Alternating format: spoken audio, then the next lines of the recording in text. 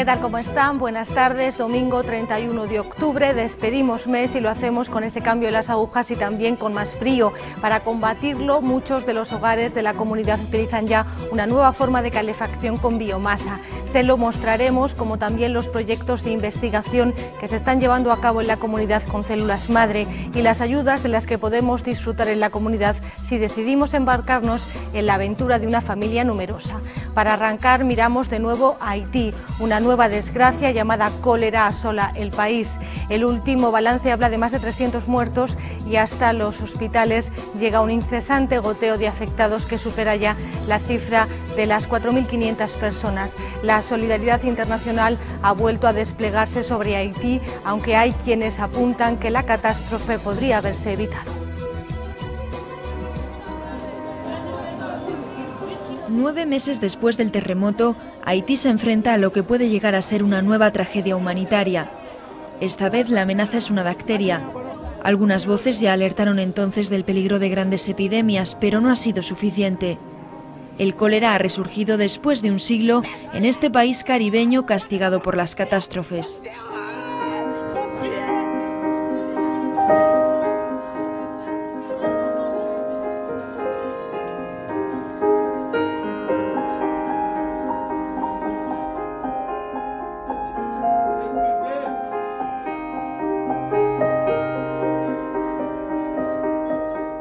Los hospitales no dan abasto. Los enfermos se hacinan en cualquier rincón. No hay camas y faltan medicamentos. Empezamos a ver pacientes el sábado. No sabíamos a lo que nos enfrentábamos. Eran pacientes con diarrea, pero eran demasiados. Del martes al miércoles el número de pacientes continuaba creciendo. Desde entonces hemos tenido la misma cifra, unos 90 al día. Podemos dar el alta a unos 20, pero entonces vienen otros 20 nuevos. La avalancha de afectados es tal que obliga a utilizar los patios de los centros. Estaba durmiendo, se despertó y empezó a vomitar. Era el primer ataque de diarrea, entonces la trajimos al hospital. Se acaba de caer, fue en el cuarto de baño. Sentí los síntomas en mi estómago y después fui al baño y tenía diarrea. Fui al hospital y me dijeron cómo hacer un suero oral en casa. Lo bebí durante toda la noche, pero no me ayudó con la diarrea, así que tuve que regresar al hospital. Otros no consiguen ni siquiera ser atendidos. Sus cuerpos se apilan en las morgues o esperan sepultura a la puerta de casa. Hace una semana, el gobierno haitiano confirma los primeros casos de cólera. Entonces, los muertos superaban ya el centenar y en más de 1.500 los afectados. Es la primera vez que tenemos casos de cólera en Haití. Así que estamos haciendo todos los estudios epidemiológicos para determinar de dónde viene. Las autoridades creen que en este río, en la región de Artibonite, que riega el centro del país, podría localizarse el foco de la infección. Tras el terremoto, muchas personas llegaron hasta aquí en busca de refugio. La acumulación de gente viviendo en condiciones precarias puede haber sido un excelente caldo de cultivo. La ingesta de alimentos o agua contaminada por la bacteria del cólera es el desencadenante de esta enfermedad mortal que no se transmite de persona a persona. No tenemos dinero para comprar agua tratada, bebemos del grifo. Queremos que nos traigan agua limpia porque hemos sido avisados de que no bebamos esta agua. La gente está muriéndose, no estamos seguros de qué va a pasar. Sabemos que la mayoría de nuestros pacientes han estado bebiendo agua del Artibonite por Pont de l'Ester y Pont Sondé, pero estamos empezando a ver algunos pacientes de otras zonas, así que ahora no sabemos cómo la enfermedad se está extendiendo de una zona geográfica a otra.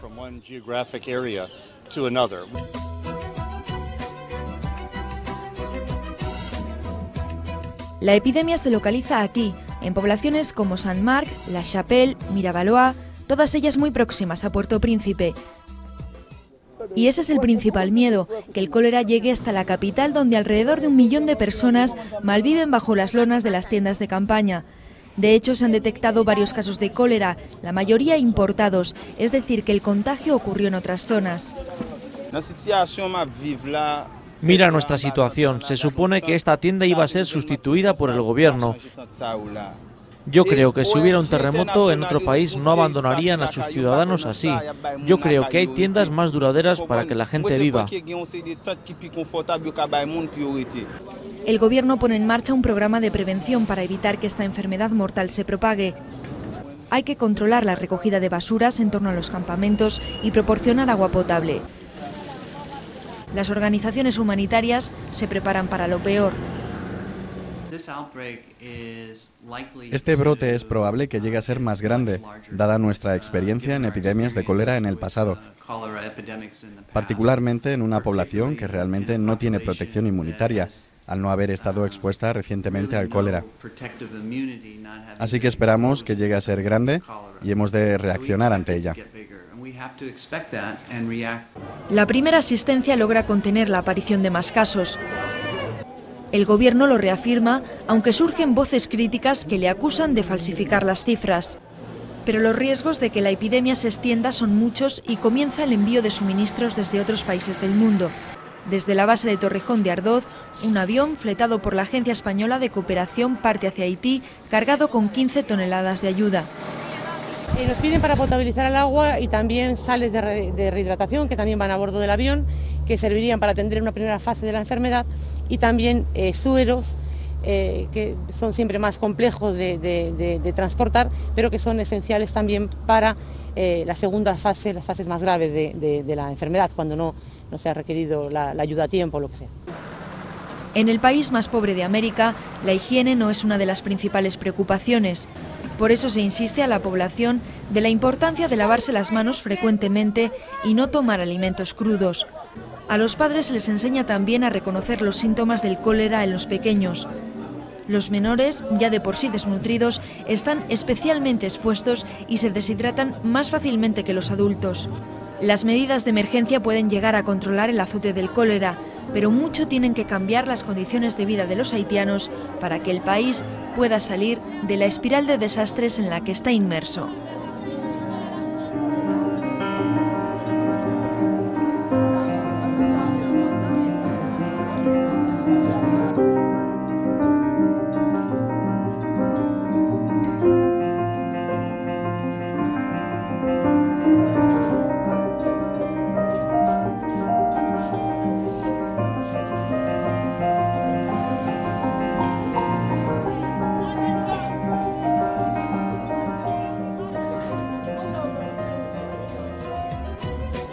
En Castilla y León, un grupo de centros hospitalarios y de investigación colaboran conjuntamente en el desarrollo de terapias con células madre. Es lo que se conoce como trabajos en red. Hospitales como el Clínico de Valladolid o el Universitario de Salamanca han puesto en marcha proyectos de regeneración con células madre que necesitan del apoyo de otros institutos. Años de investigación han permitido la creación de las salas blancas, espacios donde se consigue multiplicar las células madres adultas a partir de una pequeña muestra del propio paciente. Lo que hace unas décadas sonaba ciencia ficción es hoy una realidad en la medicina. Están en nuestro cuerpo, forman parte de nosotros, se obtienen de tejidos u órganos y tienen una capacidad regenerativa. Son las células madre adultas.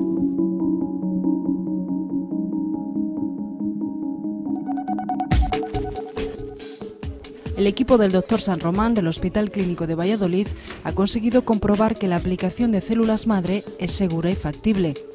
Aquí llegan personas que han sufrido un infarto agudo de miocardio. La rapidez es vital. En los primeros días tras el infarto se extraen las células madre de la médula ósea del paciente y se le inyectan en la zona dañada del corazón. Nosotros evidentemente valoramos muchas cosas, pero uno de los parámetros más importantes es un parámetro al que le denominamos fracción de eyección, que lo que nos demuestra nada más y nada menos es la función de bomba, si la bomba del corazón está funcionando bien o no. Y vimos que en algunos de esos pacientes esa función de bomba mejoraba. Entonces, cuando acabamos ese primer estudio, el único camino que podíamos seguir era demostrar que ese procedimiento era beneficioso con respecto al mejor tratamiento que se está empleando en la actualidad. Y eso se demuestra con un estudio aleatorizado que aquí han denominado TECAM, terapia celular aplicada al miocardio. En él se han incluido 120 pacientes. Los resultados aún no se conocen, pero sí se ha comprobado que su evolución ha sido satisfactoria. Pero hay pacientes cuya situación es aún peor y para los que se les ofrece otra alternativa al trasplante de corazón. Son los que han sufrido muchos infartos a lo largo de su vida, los que padecen cardiopatía isquémica. Este es el corazón de uno de ellos, un mapa de colores que detalla las zonas que son eléctricamente activas y las que no lo están, las zonas que se contraen bien y las que se contraen mal. Con ese sistema NOGA nos guiamos para, mediante un catéter, administrar las células al paciente. Aproximadamente le ponemos 15 inyecciones de esas células en el territorio que nosotros creemos que puede mejorar con esas células. Entonces, en esa estrategia terapéutica estamos un poquito más retrasados que en la anterior. ¿Por qué? Estamos todavía con el estudio piloto. Estamos en esa fase inicial de demostrar que es factible, que se puede hacer y que además es seguro que nuestros pacientes no tienen problemas. El estudio empezará pronto y será a nivel internacional. La novedad es que en este tipo de pacientes la estrategia que se sigue es diferente. En primer lugar, les administramos un tipo de células diferente, porque son células que resisten mejor las condiciones tan desfavorables del corazón al que van. Son unas células que se llaman células mesenquimales. ¿Esas células cómo se obtienen? De nuevo, quitamos parte de la médula ósea del paciente, la mandamos al Instituto de Biología y Genética Molecular, al IBGM, concretamente a la Sala Blanca, donde después de 3 pases, después de aproximadamente entre 20 y 30 días, nos devuelven millones y millones de células mesenquimales que han obtenido de unas pocas células mesenquimales que había en lo que nosotros les mandamos. Les invitamos a que conozcan una Sala Blanca. Esta se encuentra en el Instituto de Biología y Genética Molecular en Valladolid. En marcha tienen 3 protocolos celulares que sirven a 4 ensayos clínicos: piel ingenierizada, parches de limbo corneal para trastornos de la córnea y su producto estrella, las células mesenquimales de médula ósea. Son células que derivan del mesénquima primitivo y el mesénquima es la capa embrionaria que da lugar a los músculos, a los huesos, al corazón, etc. Para conseguir la expansión de células son necesarias 3 semanas de trabajo. Una vez que se consigue, solo pueden pasar entre 8 y 10 horas hasta que se le inyectan al paciente. Pero este no es el principal problema. El mayor inconveniente para las salas blancas es estar sometidas a las leyes del medicamento. Un estricto protocolo rige cada movimiento que se efectúa fuera y dentro de la sala. Todo, absolutamente todo se apunta. Papeleo que incluye un control de aire, de ambiente, de bacteriología, requisitos que ralentizan el trabajo y encarecen el producto. La ley del medicamento realmente nos ha caído como algo un poco ajeno, a cuya disciplina nos hemos sometido. Y ya lo sabemos hacer todos los controles, pero luego nos damos cuenta de que hacer todo eso resulta tan caro que puede hacer a la terapia celular inviable, por ejemplo, para el sector público, ¿no? Cada vez que inician un proceso de expansión deben presentar un protocolo a la Agencia del Medicamento para su autorización y del que, una vez aprobado, no pueden cambiar una coma sin su consentimiento. Ellos evidentemente lo que buscan es la seguridad del paciente, pero bien es verdad que yo creo que se podría de alguna manera agilizar esos permisos para que el tiempo en el que se diseña un ensayo clínico y se empiezan a reclutar a los pacientes se acortase. La doctora del Cañizo y su equipo del área de hematología del Hospital Universitario de Salamanca padecen a diario la misma situación que el IBGM. Ellos trabajan en 2 campos, una terapia regenerativa en el aparato locomotor y otra vascular. En esta última, en uno de los ensayos clínicos que han llevado a cabo en afectados con arteriosclerosis, ya tienen resultados. En los 6 pacientes que han estudiado han evitado la amputación de las extremidades inferiores. Lo ideal sería en estos momentos intentar ir a hacer este tipo de tratamientos en estadios más precoces de la enfermedad. Lo que pasa es que nosotros ahora lo que tenemos es abierto el ensayo clínico en pacientes diabéticos, que son la gran mayoría de pacientes que tienen esta enfermedad de isquemia periférica. ¿Por qué? Porque hay datos que decían que en pacientes diabéticos es mucho más difícil llevar a cabo este tipo de tratamiento. Obtienen las células madre de la médula ósea o de la sangre periférica, pero siempre del mismo paciente. Luego es en la sala blanca donde las manipulan. El ensayo clínico sobre reparación de la córnea parte de aquí, del Instituto de Oftalmobiología Aplicada. En el IOBA tienen un sueño: transformar células madre de un tejido en otro. Cuando un paciente tiene dañados los dos ojos, nada se puede hacer. Por eso buscan células en otras partes del cuerpo, mucho más accesibles, que luego sirvan para los órganos de la vista. Nuestra esperanza es poder darles a esas células los estímulos adecuados para que se transformen un poco en el tejido que nosotros queremos. Eso que suena a ciencia ficción, que es un poco como de magia, ¿no? De coger grasa y que se transforme en ojo, ¿no? Bueno, pues eso es un poco, digamos, la ambición que tenemos, que además no es un sueño irrealizable. Están todas las bases puestas para que eso se pueda hacer. Gracias a las células madre, el IOBA ha conseguido evitar el trasplante de córnea en pacientes con síndrome de insuficiencia límbica. Hemos sido el primer centro español que ha podido hacerlo pues, con todas las de la ley, con las células expandidas bajo condiciones GMP, que significan buenas prácticas de manufacturación, es decir, aquellas prácticas que un laboratorio farmacéutico tiene que cumplir para poder producir medicamentos, que son las que se exigen. Aquí prefieren sustituir el término terapia celular por terapias avanzadas, mucho más acorde con el objetivo que persiguen. Estoy seguro que tarde o temprano alguna de esas terapias avanzadas podrá solucionar problemas en la retina, por ejemplo, que será una digamos, maravillosa noticia para pacientes con retinitis pigmentosa, que hoy en día están condenados a la ceguera, con enfermedades degenerativas de la mácula, muchos de los cuales desgraciadamente tienen una enorme pérdida de visión. En el Reino Unido, en Londres, en Moorfields, un hospital con el que tenemos un acuerdo de colaboración, se han dado los primeros pasos, por ejemplo, para enfermedades degenerativas de la retina con terapia génica. Bueno, también estamos tras eso. Entonces, lo que no sabemos es cuál de las cosas podrá dar, digamos, el primer salto hacia los pacientes, pero nuestro compromiso es estar ahí al día y no perder combate, claro. El trabajo en red, la colaboración entre todos los centros es fundamental para ir avanzando en la investigación con células madre. Lo que unos inician, otros lo acaban. Todos son pioneros en su campo. Sin esa forma de trabajar, sería imposible hablar de avances y resultados. A la hora de investigar y de aplicar, pues no nos debemos restringir a los límites de las comunidades autónomas, ¿no? Y de hecho la red trata de promover la colaboración entre nodos de distintas comunidades autónomas.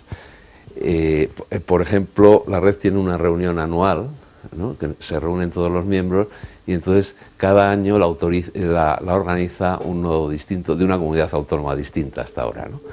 La investigación con células madre es el presente de la medicina y también será el futuro, aunque nadie puede predecir cuántos años tendrán que pasar para poder llevar a cabo tratamientos. El evitar el trasplante es un avance, sería un avance impresionante, sin ninguna duda, tanto para la calidad de vida del paciente como para el sistema nacional, ¿no? Encontrar sistemas de tratamiento menos complejos y más asequibles, ¿no? Todo va a tener su aplicación. Probablemente las células madre nos van a permitir tratar muchos tipos de enfermedades, pero encontrarán su hueco, igual que lo han encontrado otros medicamentos. Y eso lo vamos a saber ubicarlas con la investigación. Es decir, no podemos asumir que las células madres van a ser la panacea para todo. Van a servir para unas cosas, pero mientras no investiguemos para qué sirven, no vamos a poder obtener una indicación apropiada para este tipo de tratamiento. No vamos a la velocidad que quieren los pacientes, eso es la verdad, ¿no? Y hay que ser muy cuidadosos con la información que damos, porque podemos crear falsas expectativas en los pacientes, pero los pacientes de la comunidad y de España tienen que saber que los grupos que estamos trabajando estamos comprometidos con sacar ese producto adelante y que si se produce en el Reino Unido un avance a la mayor velocidad posible, que lo podamos tener también aquí en Valladolid. Esa es la idea.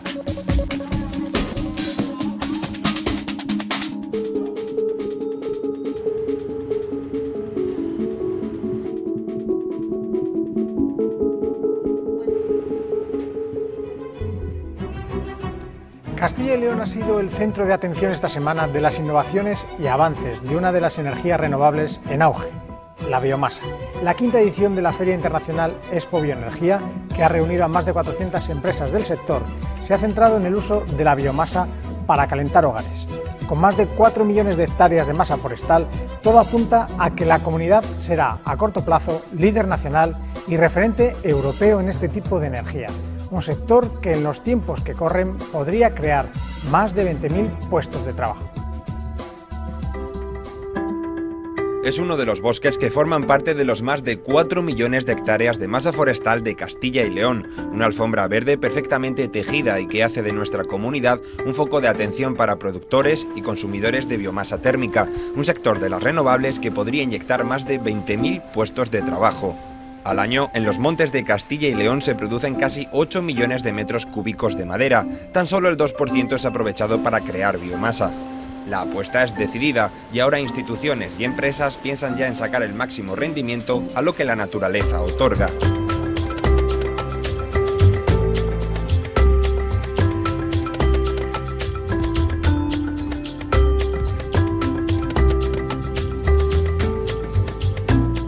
Castilla y León consume el 10% de la biomasa térmica de España.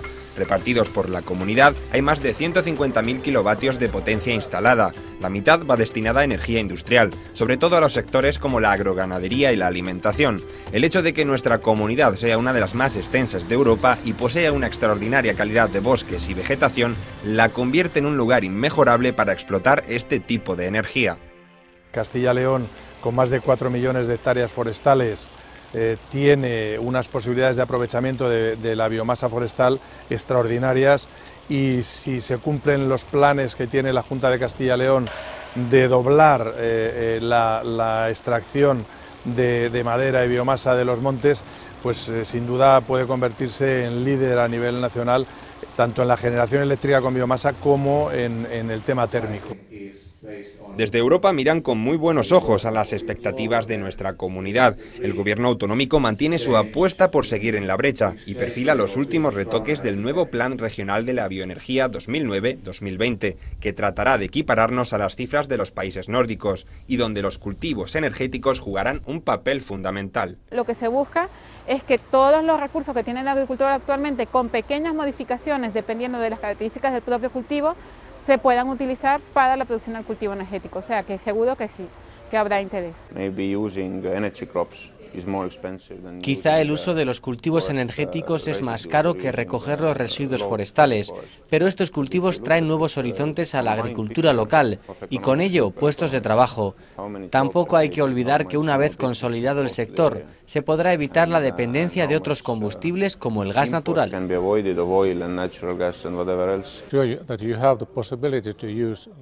Aquí tenéis muchas posibilidades de entrar con fuerza en el mercado europeo de la bioenergía. Tenéis una de las mayores concentraciones de masa forestal del sur de Europa y sin descuidar los cultivos energéticos, el potencial está en recoger la materia prima directamente del bosque.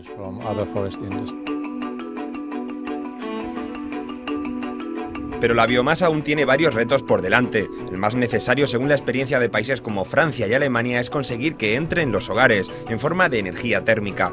La quinta edición de la Feria Expo Bioenergía 2010, celebrada en Castilla y León y catalogada como la más importante del sector en el sur de Europa, se ha volcado este año en mostrar las ventajas que tiene la quema de pellets. Estos pequeños cilindros granulados hechos a base de conglomerado de serrín y virutas vegetales, y que ya comienzan a utilizarse como combustible en calderas y estufas. En nuestra comunidad hay 3 zonas claramente identificadas donde este sistema de calefacción ya se está consolidando y que por su proximidad con grandes zonas forestales les favorece. Son la zona del Bierzo en León, la comarca de Tierra de Pinares que comparte Valladolid y Segovia y la zona de Pinares de Soria. Aquí los pellets ya hace tiempo que sustituyeron al gasoil y el gas para calentar los hogares. Esto es una prensa granuladora que la misión consiste concretamente en dar más consistencia al serrín, o sea, ese serrín es el que va encima de la granuladora y a través de una matriz y un rodillo, pues podemos ver, lo hace pasar a través de los orificios y produce el pellets. Normalmente se utiliza para calefacción, para calderas de casa, o bien zona industrial ya para cementeras o grandes empresas que necesitan combustión, calderas de gran combustión. Un kilo de pellet tiene 4.500, 5.000, 4.700 por ahí. Entonces, con 2 kilos de pellet haríamos lo mismo que un litro de gasoil. El litro de gasoil En el mejor de los casos es difícil que baje de 0,70 céntimos el litro. El kilo de pellet está en el peor de los casos, no en el mejor, 0,25. Estamos hablando que 0,70 frente a 0,50. Un ahorro de entre el 20 y el 30%. Un sector, el de la biomasa, que no pierde su etiqueta de energía verde. Según los pronósticos, en 2013 Castilla y León evitará las emisiones de 675.000 toneladas de CO2 a la atmósfera. Y lo que no es menos importante en los tiempos que corren, podría descargar una más que significativa cantidad de puestos de trabajo. La cifra que manejamos a nivel europeo es que cada 10.000 usuarios de biomasa se están generando unos 135 puestos de trabajo. Es un empleo además con unas características muy especiales. Es un empleo en el medio rural, es un empleo muy ligado al territorio y si a esto lo trasladamos a cifras de Castilla y León en un desarrollo absoluto de la biomasa, ¿no?, tendríamos un recorrido de hasta 20.000 empleos. Si esto lo trasladamos a un escenario nacional, en un recorrido absoluto de la biomasa podríamos generar 500.000 empleos.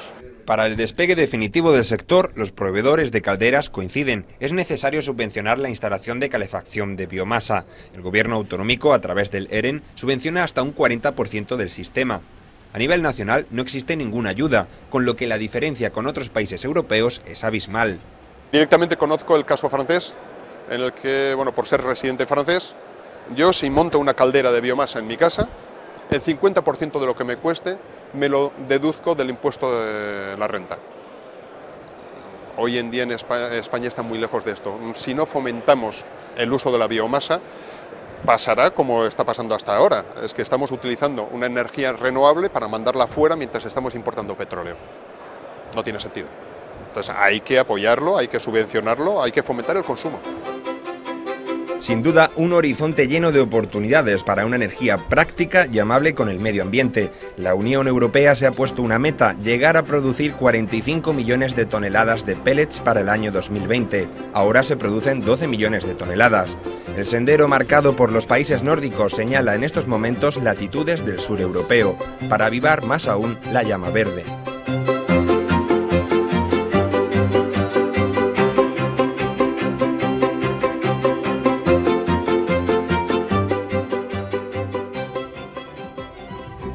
Ayer miles de familias de toda España se reunieron en Madrid, en el 7º Congreso Nacional de Familias Numerosas.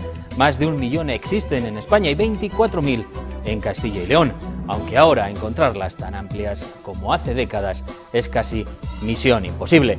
Cada día son más ayudas las que perciben, pero ellos solicitan aún más incentivos.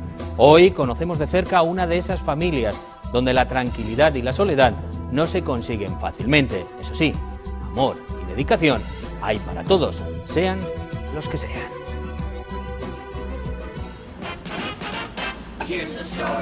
1, 2, 3, 4 y así hasta 7 miembros.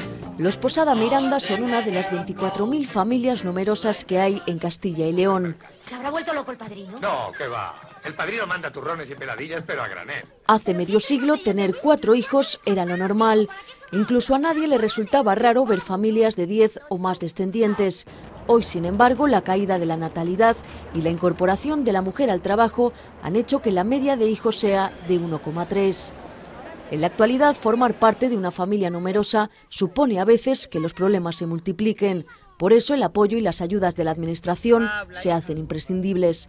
Hoy conocemos una de esas historias, donde 3 no son multitud.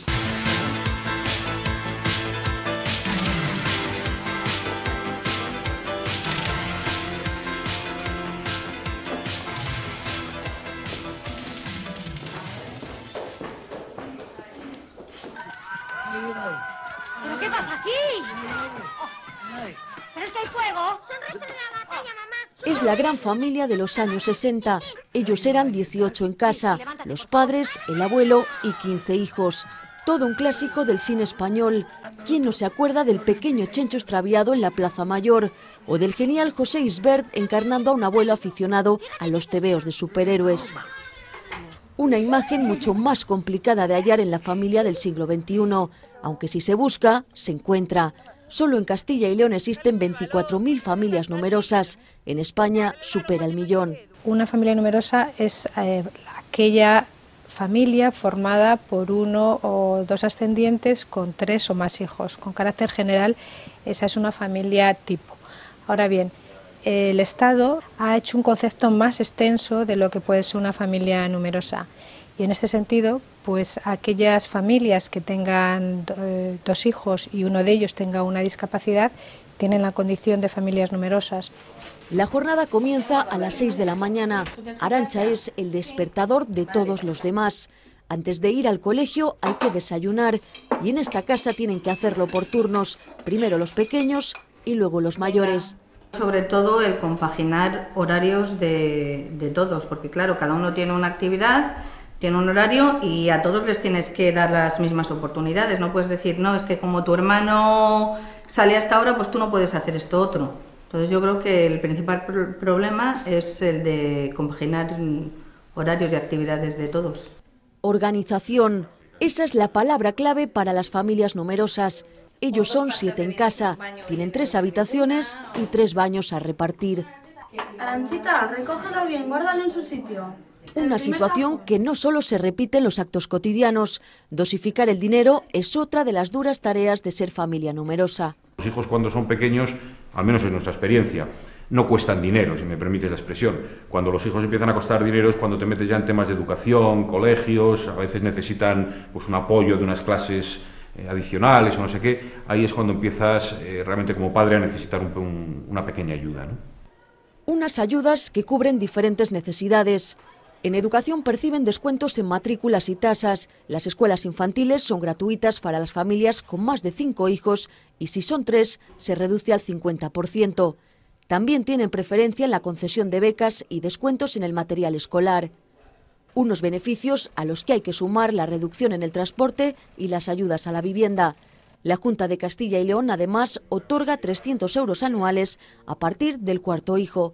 Hay una gran cantidad de establecimientos comerciales donde se da un descuento, por ejemplo, en temas de supermercados o en temas relacionados con academias o en temas de ocio y tiempo libre, pues los establecimientos lo que hacen es un porcentaje que puede ir desde un 2%, un 10% en función de lo que les parezca más adecuado. Aquí en Supermercados Gadis, que es donde yo trabajo, ¿no? Desde hace ya algunos años hicimos un acuerdo con la Junta que consiste en lo siguiente: si tú tienes la tarjeta de familia numerosa, y yo aprovecho para que todas las familias numerosas se saquen esta tarjeta, es gratuita y tienes ventajas. Entonces, por ejemplo, nosotros en Gadis, ¿qué hacemos? Cualquier persona que sea de familia numerosa, cuando va a pagar en caja, solamente enseñando la tarjeta, se le hace un 2% de descuento sobre la compra. Entonces, 2 veces al año, en julio y en enero, le mandamos a su casa un cheque por el importe de ese 2%. Here's the story of a lovely lady who was bringing up 3 very lovely girls. ¿Cuántas veces quisimos tener una familia tan grande como la de la tribu de los Brady? Era la favorita de los estadounidenses a principios de los 70. 5 temporadas y 117 episodios nos dieron una idea de los problemas cotidianos de una familia numerosa. En otro punto del planeta y 40 años más tarde, las situaciones siguen repitiéndose. Ahora, por ejemplo, por el mando de la tele. Otro motivo más de bronca. Simplemente discutimos, uno de nuestros hijos es un forofo del fútbol, a mí no me interesa para nada, con lo cual siempre tenemos polémicas, pero bueno, al final se llega a un consenso. Hay 3 mandos, pero los 3 mandos les tiene que tener él. Pero bueno, al final acabamos viendo lo que cada uno queremos. Un rato una cosa, otro rato otra. Con lo cual nunca vemos una película completa, pero bueno. También. El número de familias numerosas ha caído en España un 30% en la última década y en esto tiene mucho que ver los obstáculos para conciliar el trabajo con la vida personal. En tiempos además de crisis se tienen que adaptar a las nuevas circunstancias y no son las empresas más fuertes las que mejor resisten, son aquellas que mejor se adaptan. Entonces, por parte de la sociedad se está demandando y por parte de las familias se está demandando que las empresas sean sensibles a los temas de sus problemas familiares. El cheque servicio es una medida de conciliación y consiste en que cuando hay una emergencia familiar, que realmente esa circunstancia impediría al trabajador acudir a su puesto de trabajo, se solicita la presencia de un profesional. Ese profesional va a tu casa, se hace cargo de esa emergencia familiar, atiende a ese niño, o a esa persona mayor, o a esa persona con discapacidad, y realmente pues el trabajador puede acudir a su trabajo.